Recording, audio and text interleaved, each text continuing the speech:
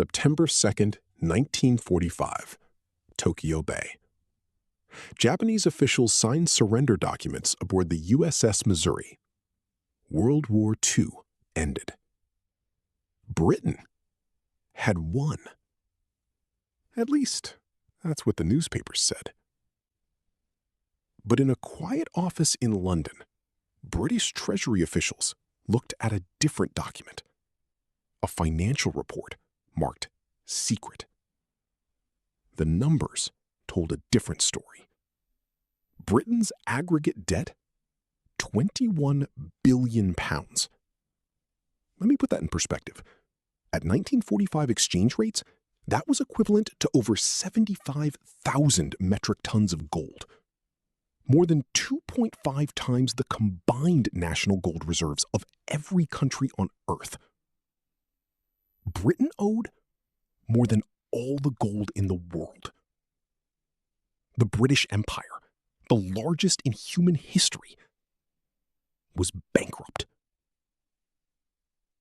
Most people think the British Empire fell gradually, a slow decline across decades, peaceful decolonization, an inevitable process. They're wrong. The British Empire didn't decline slowly. It collapsed catastrophically in less than 20 years. 1945, Britain ruled 500 million people across a quarter of the planet. 1965, Britain ruled 5 million, mostly in Hong Kong. 20 years, 99% gone. What happened? The conventional answer? Nationalism. Colonial subjects demanded independence. Britain, exhausted by war, couldn't resist. But that's not the full truth. Because if Britain was too weak to hold its empire, why did it fight brutal wars in Malaya, Kenya, Cyprus, and Aden after 1945? Why deploy hundreds of thousands of troops? Why build concentration camps and torture prisoners if you're planning to leave anyway? The real story is darker, more complex, more revealing about how empires actually end. This isn't a story about noble decolonization or inevitable. The Pyrrhic Victory. 1918. World War I ended. Britain victorious. The British Empire reached its maximum territorial extent in the early 1920s. 13 million square miles, 500 million subjects. Former German and Ottoman territories added as mandates. On maps, the empire had never looked larger. In reality, it had never been weaker. Britain entered World War I as the world's largest creditor nation, lending money globally, financing infrastructure, dominating international finance. Britain emerged as a debtor. War debt had exploded. Britain borrowed heavily from the US to finance the war effort, increasing its national debt from £650 million in 1914 to $7.40 billion in 1919. More than 10 times larger in 4 years. The economic reality. But debt was only part of the problem. Britain's traditional economic model, cheap industrial exports sold globally, was collapsing. During the war, Britain's industrial capacity had converted to military production. Meanwhile, other nations industrialized. The United States, Japan, even India developed its own industries. When peace came, Britain faced tariffs, protectionism, competition. Throughout the 1920s, many nations imposed tariffs. Britain's overwhelming debts led it to default on loans from the US. Default. The world's largest empire, defaulting on debts.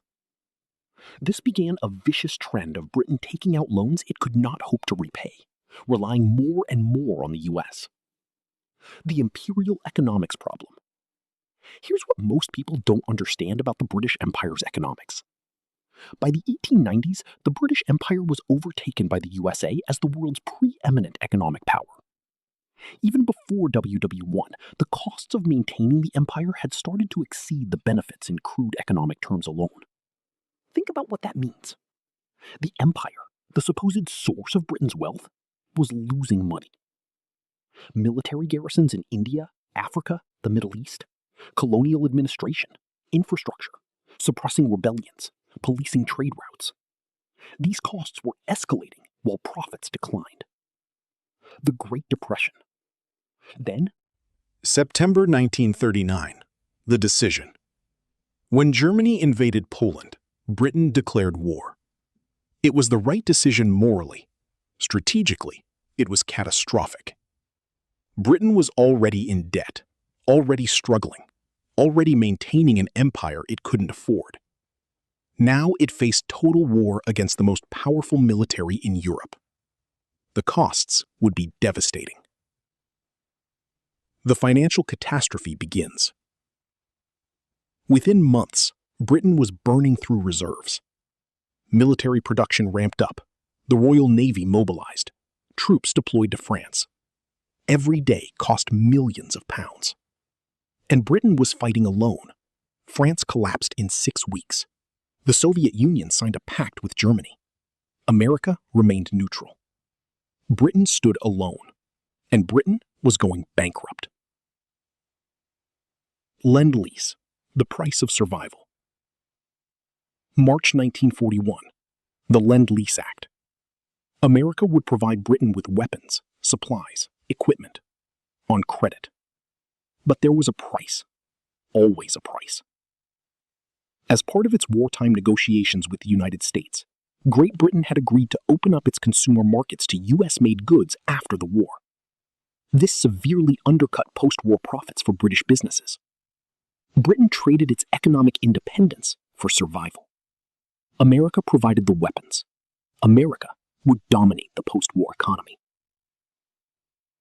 December 1941, the Asian catastrophe. Then came the blow that shattered the empire's prestige forever. December 7th, 1941, Japan attacked Pearl Harbor and simultaneously invaded British territories across Asia. August 1947. Losing India. August 15th, 1947. Midnight. New Delhi. Jawaharlal Nehru addressed India's Constituent Assembly.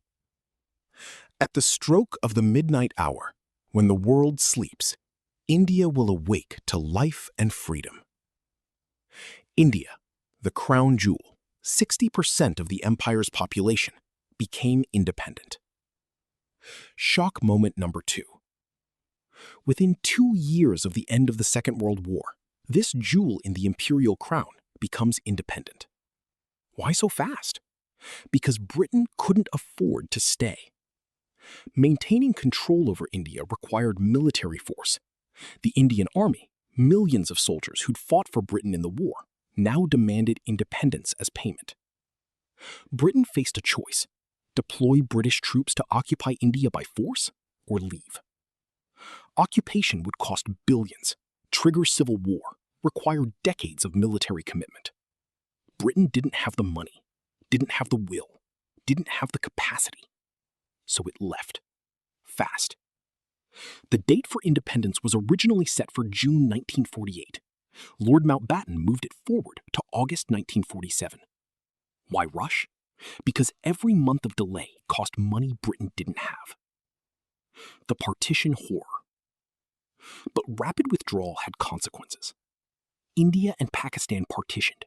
Massive population transfers. Millions of Hindus and Sikhs fled Pakistan. Millions of Muslims fled India. Violence erupted. Massacres. Trains arriving full of corpses. Estimates vary, but between 200,000 and 2 million people died. Britain left chaos behind, but Britain had escaped the financial burden. The sterling crisis of 1947. Then came disaster.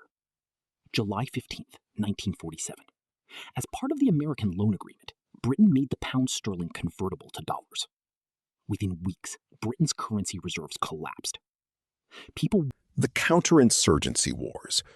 Here's the part that doesn't make sense, unless you understand the economics.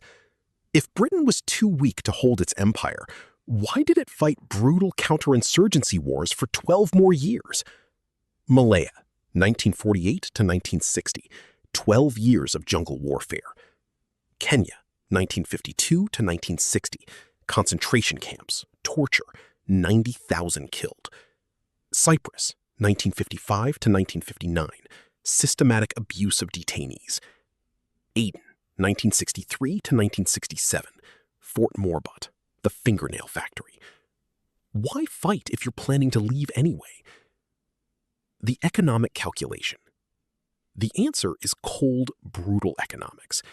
Britain fought in colonies that were economically valuable or strategically critical. Malaya, rubber and tin, critical commodities, valuable exports. Kenya, white settler colony, British citizens owned land, politically impossible to abandon. Cyprus, strategic Mediterranean base, critical for Middle East operations. Aden, guards the route to the Suez Canal, strategic choke point. Britain fought where the economic or strategic value exceeded the cost of fighting. Everywhere else, Britain left peacefully. Burma, independent in 1948, no fight. Ceylon, Sri Lanka, independent in 1948, no fight. Gold Coast, Ghana, independent in 1957, minimal resistance. The Malayan model. Malaya reveals the calculation most clearly. Britain spent 12 years and enormous resources defeating the communist insurgency. 500,000 people forcibly relocated, villages destroyed, systematic torture. Then in 1957, immediately after military victory, Britain granted Malaya independence. Why? Because Britain wanted to ensure the independent government would be pro-British, anti-communist, and economically compliant. Mission accomplished. Independent Malaya remained in Britain's economic sphere. Rubber and tin exports continued. British companies maintained dominance. Britain gave away political control, but kept economic access. The Kenya Horror. Kenya shows the same pattern, but more brutally. The Mau Mau uprising targeted white settlers who controlled the best land. Britain's response was genocidal. Macmillan's Wind of Change. February 3, 1960, Cape Town. Prime Minister Harold Macmillan addressed South Africa's parliament. The wind of change is blowing through this continent. Whether we like it or not, this growth of national consciousness is a political fact. Translation: African independence is inevitable. Britain will manage the process, not resist it. The African decolonization. 1957 to 1968, Britain granted independence to most of Africa. Ghana, 1957. Nigeria, 1960. Sierra Leone, 1961. Tanganyika, 1961. Uganda, 1962. Kenya, 1963. Zambia, 1964. Malawi, 1964. Rapid, systematic, calculated. Why the rush? Because Britain realized African colonies cost more to administer than they generated in revenue. Better to grant independence, install friendly governments, and maintain economic ties. Neo-colonialism, indirect influence, cheaper than direct rule. East of Suez. But Britain wasn't quite done. Through the 1960s, Britain maintained military bases east of Suez, in Malaysia, Singapore, the Persian Gulf. The illusion of global power. The pretense of empire. Then came financial reality. November 1967, the pound was devalued, again. January 16, 1968, Prime Minister Harold Wilson announced British armed forces would withdraw from major military bases east of Suez. Over 50,000 British military personnel were stationed in the Far East, including 30,000 in Singapore, all withdrawn by 1971. Why? Britain couldn't afford them anymore. Simple as that. The final colonies. By 1970, almost nothing remained. Britain granted independence to Bahrain, 1971. Qatar, 1971. United Arab Emirates, 1971. The Persian Gulf, Britain's last strategic outpost, gone. What really destroyed the British Empire? So what really destroyed the British Empire? Not nationalism, though that was a factor. Not World War II alone, though that was the catalyst. Not moral awakening. Britain fought brutal wars even as it decolonized?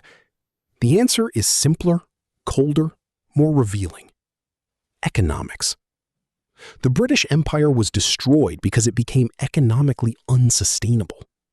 The costs of maintaining the empire exceeded the profits it generated. World War II accelerated the process, but the fundamental problem existed long before 1939. The economic equation. By the 1890s, 50 years before World War II, Britain was overtaken economically by the United States. Even before World War I, the costs of maintaining the empire exceeded the benefits. The sudden territorial collapse after World War II was simply a case of imperial reality catching up with economic reality. Britain spent vast amounts trying to remain a great global power, but it was no longer possible for its empire to pay for it. In simple terms, the British Empire finally went bankrupt. The brutal truth. Here's what this reveals about empires. They don't end when they become immoral. They end when they become unprofitable. Britain abolished slavery in 1833, but maintained the empire for another century. Britain granted India independence in 1947, but fought brutal wars in Kenya, Malaya, and Cyprus for another 15 years. Morality didn't end the empire. Money did. The pattern. Watch how Britain decolonized. Colonies that cost more than they generated granted independence peacefully. Colonies that generated profit or strategic value fought to maintain control. Only when fighting became more expensive than profits did Britain leave. India, independent in 1947, right after becoming financially unsustainable. Malaya fought for